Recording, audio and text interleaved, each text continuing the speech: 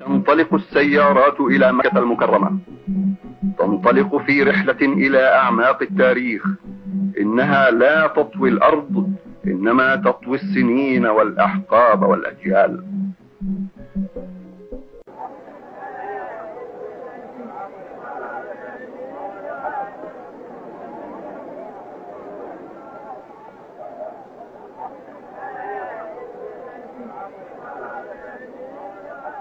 يوم عرفة، اليوم 9 من ذي الحجة. الكل مندفع متطلع إلى الله، الكل متوجه بقلبه وعقله وبصره إلى خالق السماوات والأرض، رب الكون العظيم. وتشرق الشمس ويزداد دعاء الحجيج دعاء صادقا نابعا من القلوب المؤمنة: لا إله إلا الله وحده لا شريك له، له الملك وله الحمد، يحيي ويميت وهو على كل شيء قدير.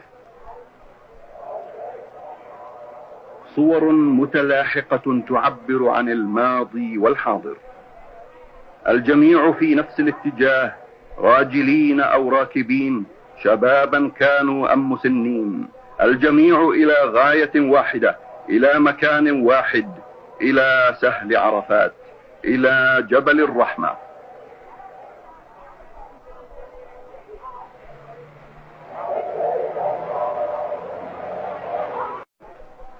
هذا هو الحجيج، وقد استقر في السهل الفسيح، خيام بعد خيام يفد على القصر الملكي العامر في منى وفود الحجاج وشيوخ القبائل وكبار المسؤولين للسلام على حضرة صاحب السمو الملكي الأمير فيصل المعظم. ويصافح سموه الكريم الزوار، راجيا لهم جميعا حجا مبرورا وسعيا مشكورا.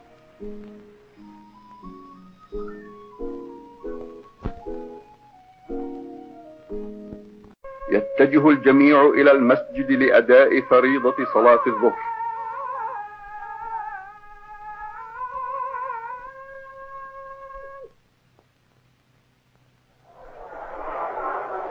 ويستعد الحجاج للعودة إلى أوطانهم شاكرين الله على فضله ونعمه، ويتجهون إلى مكة المكرمة، إلى الحرم المكي الشريف، فيطوفون طواف الوداع.